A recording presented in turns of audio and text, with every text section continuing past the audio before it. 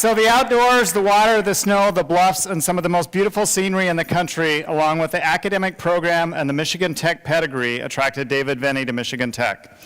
The experiences gained from his fraternity, serving as an orientation team leader, a tour guide, and multiple co-ops with Siemens Dematic helped prepare him for his career and his life. From his initial days at Caterpillar in their marketing training program to his present role as Vice President for Sales and Engineering for Worldwide Power Products, Dave advises others to work hard, don't complain, and learn as much as you can in every job, position, or role that you have, and keep your eyes open for opportunities. It's evident that he has done this at Worldwide Power Products, as they have been recognized by Forbes magazine as one of America's most 100 promising companies. They've been named to the 500 out of 5,000 list of the fastest growing privately held companies 3 times, and are a multi-year recipient of Houston's Better Business Bureau Award. As a VP, Dave continues to push the envelope towards innovation and growth, and leads his team with the same work hard, play hard motto that he learned as president of his fraternity here at Michigan Tech. Dave Vennie. All right, thank you, Les.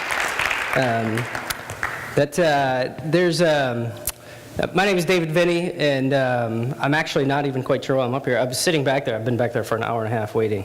And I'm like, oh, there's a heart surgeon, and there's a Department of Homeland Security, and there's nanotechnology. I don't even know what nanotechnology is. Sounds important. What am I doing up here?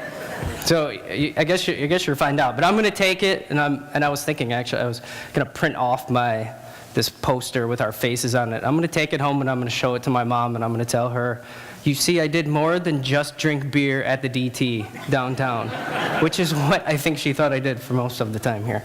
But I didn't. I did learn a lot. So I'm David. I graduated here in 2005 with an electrical engineering degree. I have a little bit different, more of a unique path for an electrical engineer because I didn't really have any electrical engineering roles.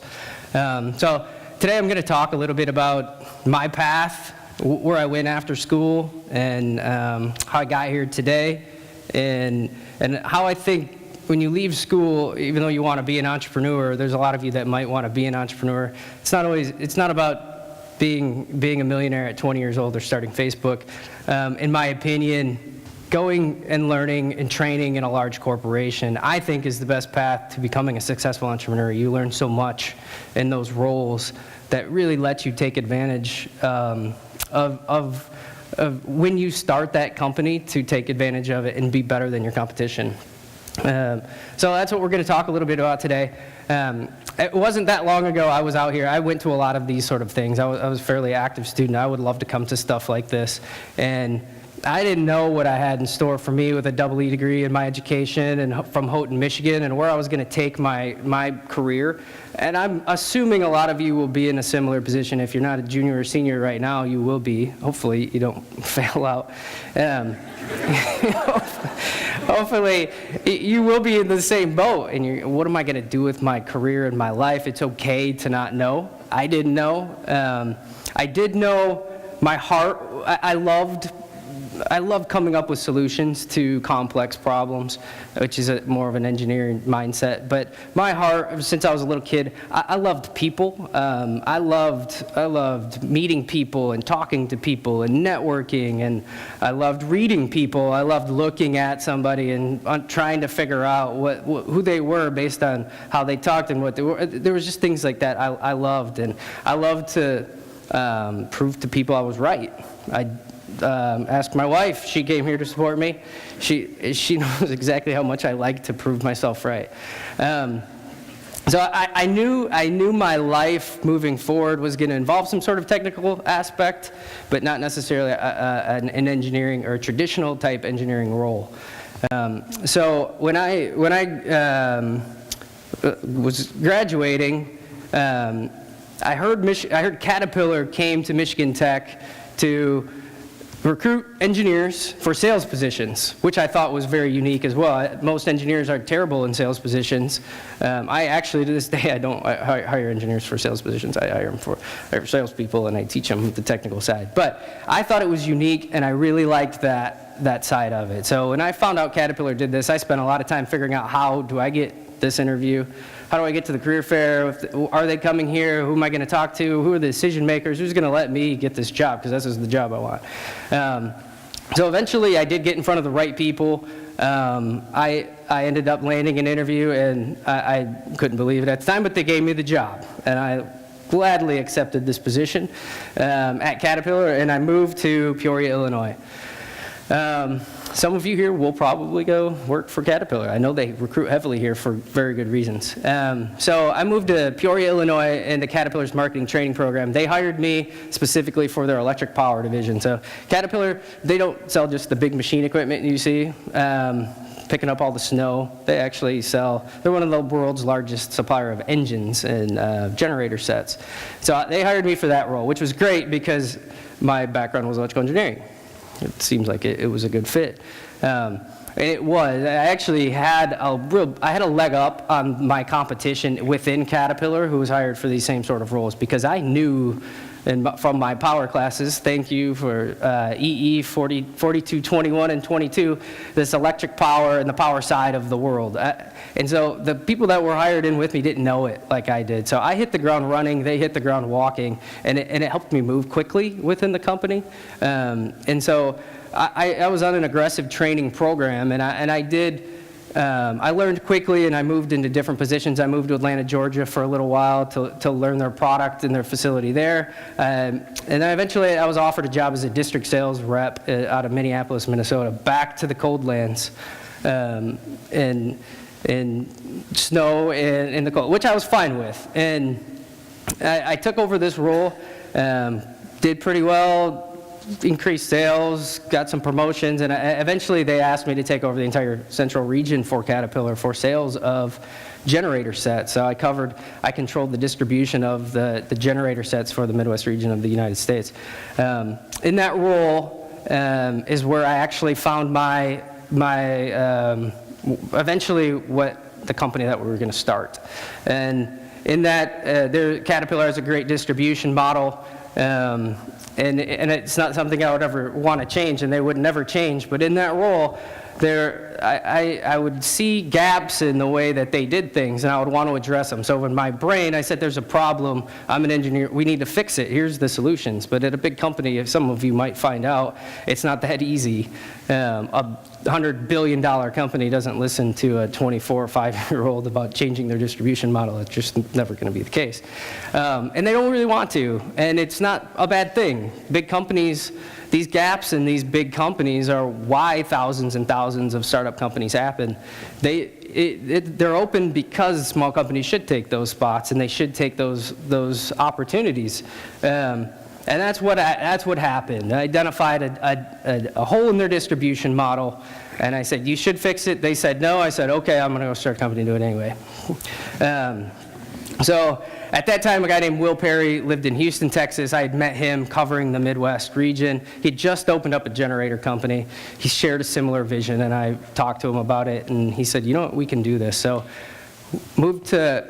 I quit Caterpillar at the end of 2010, beginning of 2011, which was not easy. And if anybody ever tells you it's easy to quit and go start a company, they're lying to you, because it's not easy. It was probably the hardest decision to this day that I've made in my life, even though it's been a successful route since then. And I've never had a confidence issue, and it was really hard for me. So even if you get to that spot in your life and your career and you're worried that it's a tough decision, that's okay. It will be a tough decision. It doesn't mean it's wrong or the wrong decision. So I moved to Houston, Texas, and I quit Caterpillar and start Worldwide Power Products. And we were off to take advantage of this niche in the distribution model. It's fairly difficult to explain. I've tried to explain it in a real short period of time to people, and I never feel like I ever get it to the short synopsis. But we did It's Caterpillar is a manufacturer of product, and they distribute their product. They don't actually ever sell product. They distribute it through dealers, similar to like a car. Like General Motors doesn't own the car dealership you go buy a car from, right? They're privately owned. Caterpillar has a similar distribution model. But these companies fight because they compete for customers all the time, so they hate each other. And because of that, they don't ever work with each other to utilize their inventory. So an inventory in Texas, a guy in Missouri might want it, and they won't ever work with each other. And so it was like that all around the world. And so what we did was we wanted to find every piece of Caterpillar generator set in the world and put it in a proprietary database that we had and invest a ton of money into Google SEO for our website. And so anybody in the world Googling a Caterpillar generator set or a specific model was going to come to our site and call our phone, and I was going to pick it up, or one of my guys was going to pick it up, and we were going to connect them with the closest generator set wherever they were in the world. So whether they called from Hong Kong and I had a generator set in Australia that I could get to them in 5 days, that's what we did. It worked. It worked, and we made a lot of money. The first year, we made $22 million, which is not too shabby for 5 guys sitting in a crappy office.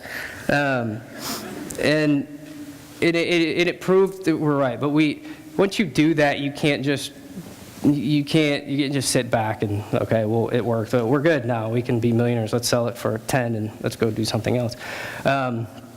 We didn't do that. We knew sales and brokering of equipment like that was lumpy. Banks don't like it. Investors actually don't like it, so it isn't that easy to sell that model. So we opened up a rental division, and the idea was we could open up rental and service, and we could keep a consistent cash flow or model to our company and make it a more attractive company to sell eventually. And so we opened up a rental division the next year with the money that we had made. Instead of spending it all on fancy cars and gold necklaces, we invested it back. I acquired a service division as well, because I wanted to open up a service branch. We grew sales to $38 million within the first 3 years, and that actually is what landed us on the Inc. 500 list, which is the 500 fastest growing private companies in the United States.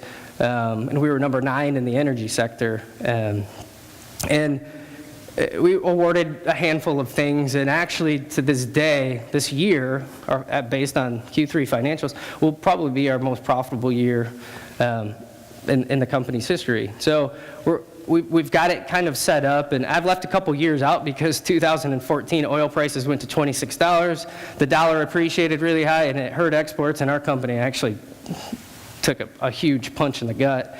I left that out, but it's not all sunshine and rainbows all the time. That really crippled our company, and banks were calling and they weren't happy, and we eventually got through it. So I'm going to stop talking about the bad things. My phone's ringing. I'm supposed to shut this thing off.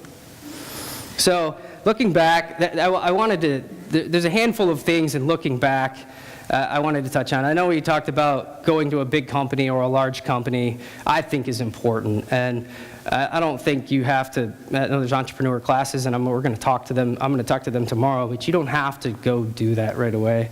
I think it's better to not do that. I think it's really good to go get a solid base and a solid foundation. But you don't have to have your career planned out. I didn't. I don't think you will, and I'm not sure it's worth the anxiety to do that. In my opinion, you should prepare yourself to take advantage of it when those opportunities come, and to prepare yourself for so that you can see when the opportunities come.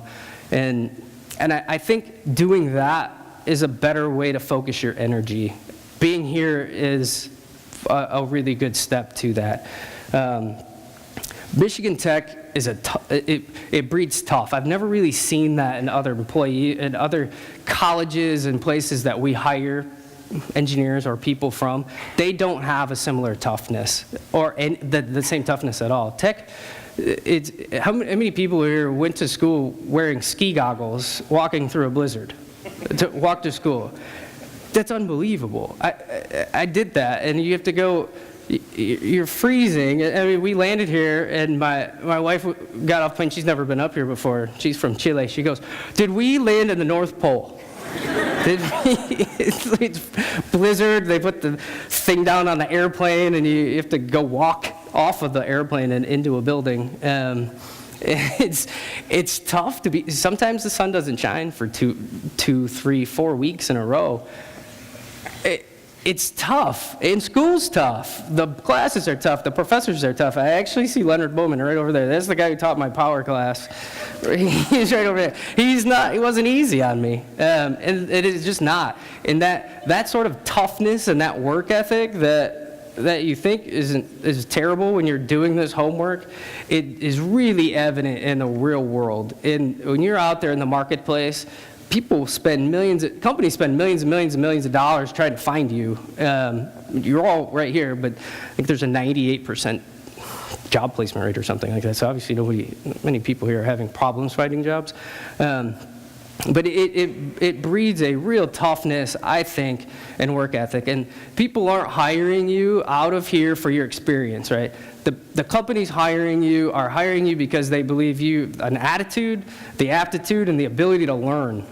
You don't know much when you leave here, trust me.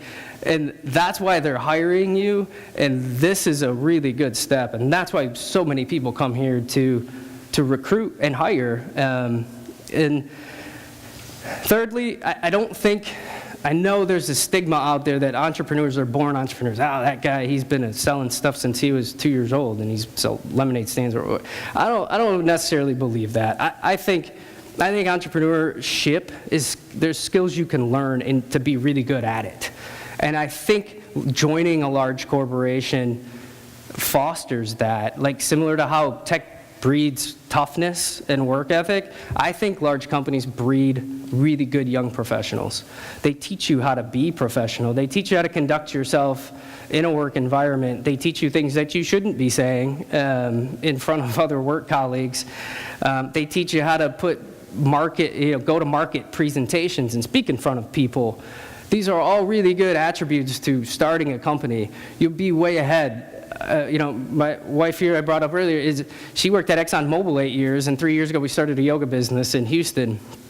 And now it's one of the most popular yoga businesses, I think, in Houston, because the other people didn't have that same sort of experience. The leg up that you have in that sort of experience and that level of knowledge that you get in these corporations and how to put these things together to beat your competition, it makes you better, and chances of increasing that your company doesn't go under, which is a high probability when you go start a company.